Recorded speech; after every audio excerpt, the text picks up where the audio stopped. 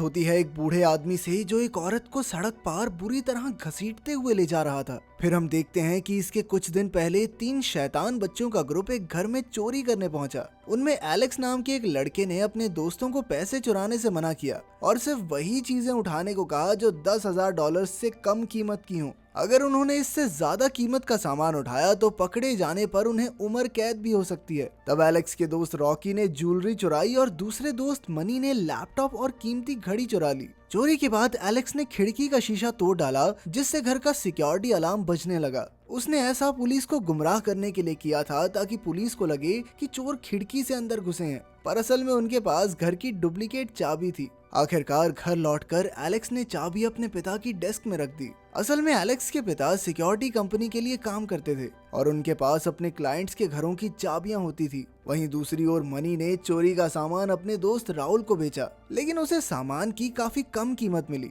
इस पर राहुल ने कहा कि भाई तो चीजें क्यों चुराता, सीधा पैसे चुराया करना। साथ ही उसने एक बूढ़े आदमी का घर बताया जहां वो बड़ा हाथ मार सकते हैं। बाद में मनी ने इसके बारे में एलेक्स और रॉकी को बताया और कहा कि वो आदमी भी एलेक्स के पिता की सिक्योरिटी कंपनी का ही क्लाइंट है। उसके आगे पीछे भी कोई नहीं है, एकदम अकेला रहता है। फिर मनी ने बताया कि वो एक फौजी हुआ करता था और बाद में उसकी बेटी एक एक्सीडेंट में मारी गई। उसकी मौत की जिम्मेदार एक अमीर लड़की थी, तो उसके माँ बाप ने उस बूढ़े फौजी को $3 लाख देकर अपनी बेटी की जान छुड़ाई। अब वो बूढ़ा आदमी इन पैसों को कहाँ ही फूकेगा, घर पे मिलेंगे उसके पैसे। मगर फिर एलेक्स ने कहा कि वो $10,000 से ज्यादा नहीं चुरा सकते, वरना अगर पकड़े गए तो उम्र कैद की सजा हो जाएगी। और वो अपने पिता के लिए मुश्किलें भी खड़ी नहीं करना चाहता था, इसलिए उसने इस चोरी में शामिल होने से इनकार कर दिया। खैर फिर रॉकी घर पहुंची जहां वो अपनी माँ और छोटी बहन डिडी के साथ रहती थी। दरअसल उसकी माँ को ड्रग्स की बुरी आदत थी, जिससे घर की पूरी जिम्मेदारी रॉकी पर ही आ गई थी। तभी अचानक रॉकी को एलेक्स का मैसेज आया जिसमें वो चोरी का हिस्सा बनने के लिए राजी हो गया था।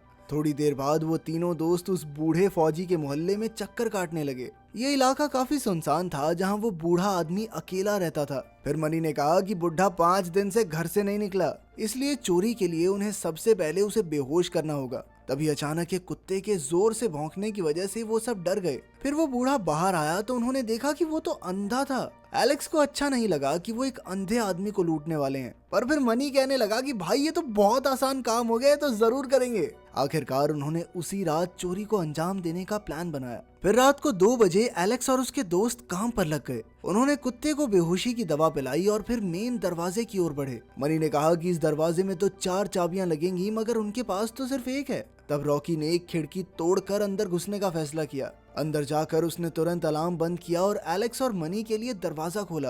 अंदर आकर उन्होंने अपने जूते उतारे और उस बूढ़े आदमी के छुपाए हुए पैसों की तलाश में जुट गए। जब मनी ऊपर पहुंचा तो उसने देखा कि वो बुढ़ा सो रहा था। उस आदमी का नाम नॉर्मन था। फिर मनी ने उसके कमरे में बेहोश कर देने वाली गैस की एक बोतल रख दी, मगर तभी नॉर्मन की आंख खुल गई। मनी तो वहीं पत्थर की तरह जम गया और फिर नॉर्मन ने टीवी बंद किया। फिर मनी चुपके से कमरे से बाहर आ गया। इसके बाद उन्हें एक बंद कमरा मिला तो उन्हें लगा कि सारा पैसा यहीं छुपा होगा। मनी ने हथौड़े से ताला तोड़ने की कोशिश की, मगर बिना ज्यादा शोर मचाए ताले को तोड़ना नामुमकिन था। आखिर में तो उसने अपनी बंदूक ही निकाल ली। बंदूक देखकर एलेक्स तो काफी घबरा गया, मगर मनी ने कहा कि ये बुढ़ा आदमी फौजी हुआ करता था, इसलिए वो उन सब की हिफाजत के लिए लेकर आया है। लेकिन एलेक्स ने कहा कि चोरी के दौरान बंदूक का इस्तेमाल करने से नॉर्मन को भी उन पर गोली चलाने का हक मिल जाएगा। तब एलेक्स ने कहा कि वो इस चोरी का हिस्सा नहीं बनना चाहता और वो घर से बाहर जाने लगा। जल्द ही मनी ने गोली चलाकर ताला तोड़ दिया, पर तभी नॉर्मन वहां आ गया। अब मनी ने नशे में धुत होने का नाटक किया और कहा कि वो गलती से इस घर में घुस आया,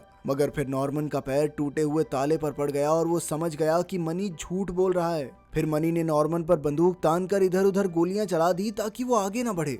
लेकिन नॉर्मन ने अचानक उस पर हमला करके उसकी बंदूक छीन ली और उसका गला घोंटने लगा। मनी उससे जान की भीख मांगने लगा तो नॉर्मन ने उससे पूछा कि उसके साथ कौन कौन है। तब मनी ने कहा कि वो अकेला है और नॉर्मन उसे छोड़ने ही वाला था, पर फिर अचानक उसने जोर से गला दबाकर मनी को मार डाला। ये देखकर रॉकी को बहुत गहरा सदमा लगा और वो सहम कर एक कबर्ड में जाकर छिप गई। इधर गोलियों की आवाज सुनकर एलेक्स वापस आया और अचानक नॉर्मन से टकराते टकराते बचा। फिर नॉर्मन ने सभी खिड़कियां दरवाजे बंद कर दिए, जिससे एलेक्स और रॉकी घर में ही कैद हो गए। तभी रॉकी ने एलेक्स को मैसेज करके बताया कि नॉर्मन ने मनी को मार डाला है और वो खुद एक कबर्ड में छिपी हुई है। फिर कुछ देर बाद नॉर्मन ने वही कबर्ड खोला जहां रॉकी छिपी हुई थी और अपनी तिजोरी खोलकर देखने लगा कि उसके पैसे सही सलामत हैं या नहीं। मौके का फायदा उठाकर रॉकी ने तिजोरी का कोड याद कर लिया। फिर थोड़ी देर बाद एलेक्स ने रॉकी को ढूंढ लिया और कहा कि उन्हें जल्द से जल्द यहाँ से निकलकर पुलिस को खबर करनी चाहिए। पर रॉकी ने तिजोरी खोलकर सारे पैसे निकाल लिए। एलेक्स ने देखा कि तिजोरी में लगभग 10 लाख डॉलर्स थे। अब उन दोनों को कैसे भी करके यहाँ से बाहर निकलना था। एलेक्स ने कहा कि उन्हें नीचे तहखाने से निकलना चाहिए।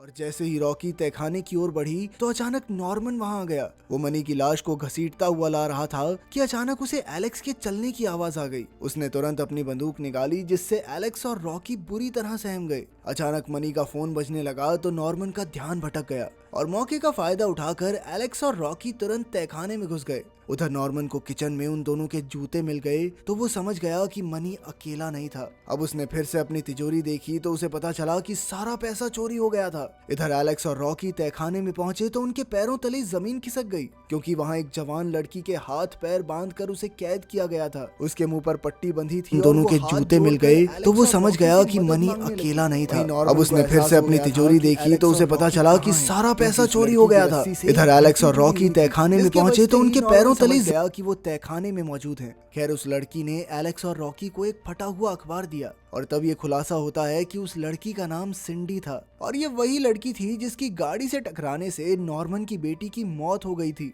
इसके बाद सिंडी ने एक तिजोरी की ओर इशारा किया जहां नॉर्मन उसकी हथकड़ियों की चाबी रखता था। तब एलेक्स और रॉकी ने चाबी निकाली और सिंडी को रिहा करके बाहर जाने लगे, मगर दरवाजे पर तो ताला लगा था। एलेक्स ने अपनी चाबी से ताला खोलने की कोशिश की और जैसे ही दरवाजा खुला तो सामने नॉर्मन खड़ा था। उसने तुरंत धुआंधार गोलियां चला दी जिसमें से एक गोली एलेक्स के कान में लगी। इसके बाद नॉर्मन ने गलती से सिंडी को भी गोली मार दी और उसकी मौके पर ही मौत हो गई। जब उसे इसका एहसास हुआ तो वो दुख के मारे जमीन पर गिर गया, जिससे एलेक्स और रॉकी समझ गए कि सिंडी उसके लिए काफी जरूरी थी। खैर फिर उसने बेसमेंट के दरवाजे पर ताला लगा दिया। अब एलेक्स ने रॉकी से कहा कि उन्हें तिजोरी वाली चाबी के जरिए बाहर वाले दरवाजे से निकल जाना चाहिए, लेकिन तभी अचानक नॉर्मन ने पूरे घर की लाइट्स बंद कर दी जिससे वहां पर पूरी तरह अंधेरा हो गया। उसने ऐसा इसलिए किया था ताकि एलेक्स और रॉकी भाग ना सकें। पूरी तरह अंधेरा करके नॉर्मन ने उन दोनों को भी एक तरह से अपने जैसा बना दिया था। इस अंधेरे में रॉकी आगे बढ़ रही थी और वो नॉर्मन से टकराने ही वाली थी कि ऐन वक्त पर एलेक्स ने चिल्लाकर नॉर्मन का ध्यान भटका दिया। नॉर्मन ने अंधेरे में बंदूक चलाई और फिर जब एलेक्स रॉकी को ढूंढने आगे बढ़ा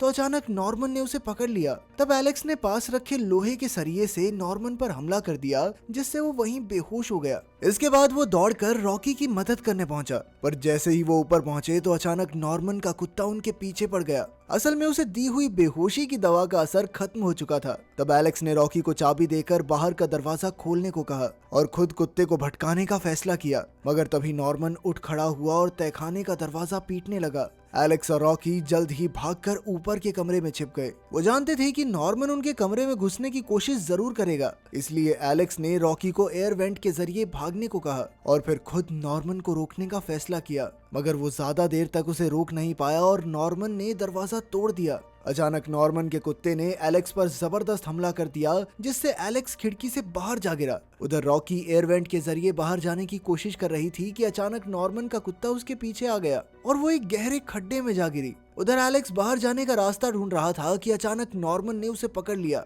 एलेक्स ने उस पर एक बॉटल से हमला किया, मगर नॉर्मन ने उसे पीट कर उसकी हड्डी पसली एक कर दी। आखिरकार उसने एक पेंचकस की मदद से एलेक्स को मार डाला। फिर जल्द ही उसने रॉकी को भी ढूंढ निकाला और उसे पीट कर बेहोश कर दिया। जब उसकी आंख खुली तो वो सिंडी की जगह तहखाने में कैद थी। तब नॉर्मन ने खुलासा किया कि उसने सिंडी को अगवा करके उसके अंदर अपना बच्चा डाला था, क्योंकि जो उसने नॉर्मन से छीना था, मतलब उसकी बेटी, वो तो उसे नॉर्मन को लौटाना ही होगा। फिर उसने सिंडी और उसके पेट में पल रहे बच्चे की मौत का जिम्मेदार रॉकी और उसके दोस्तों को ठहराया। इसके बाद हम देखते हैं कि एलेक्स जिंदा बच गया था, क्योंकि असल में नॉर्मन ने एलेक्स समझकर मनी की लाश पर हमला किया था। अब एलेक्स दरवाजे से बाहर निकलने की कोशिश में जुट गया और इधर नॉर्मन रॉकी को आर्टिफिशियली प्रेग्नेंट करने की तैयारी करने लगा। उसने कहा कि उसने कभी सिंडी के साथ भी जबरदस्ती नहीं की, बल्कि वो तो बच्चा पैदा होने के बाद सिंडी को भी रिहा करने ही वाला था। अब वो यही सब रॉकी के साथ करना चाहता था, लेकिन रॉकी उससे लड़ती रही। आखिरकार एलेक्स सही वक्त पर वहां पहुंचा और नॉर्मन पर हमला कर दिया। फिर उन्होंने नॉर्मन को हथकड़ियां लगाई और बाहर के दरवाजे से भागने लगे, मगर तभी अचानक नॉर्मन ने पीछे से गोली चलाकर एलेक्स को मार डाला। बेचारी रॉकी घर से बाहर भागी पर नॉर्मन का कुत्ता उसके पीछे पड़ गया। आखिरकार उसने कुत्ते को अपनी गाड़ी के ट्रंक में कैद कर दिया और जैसे ही वो जाने लगी तो अचानक नॉर्मन ने वहां आकर उसके सर पर जोरदार वार कर दिया। फिर वो रॉकी को घसीटते हुए घर में वापस ले जाने लगा। अंदर जाकर रॉकी को अलार्म का रिमोट मिल गया और उसने अलार्म बजा दिया ताकि पुलिस को खबर मिल जाए कि घर के अंदर कुछ गड़बड़ हुई है। अलार्म की तेज आवाज से नॉर्मन का सर फटने लगा और इसी मौके का फायदा उठाकर रॉकी ने कुल्हाड़ी से उस पर जबरदस्त हमला कर दिया, जिससे वो सीधा तहखाने में जा गिरा। आखिरकार वो पुलिस के आने से पहले वहां से भाग निकली। बाद में रॉकी और डीडी ने टीवी पर देखा कि नॉर्मन अब भी जिंदा था और वो हॉस्पिटल में भर्ती था। पुलिस ने मौके पर पहुंचकर उसे अस्पताल में भर्ती करवा दिया था। उसने एलेक्स और मनी को मार डाला था, लेकिन उसने सिंडी, रॉकी और चोरी हुए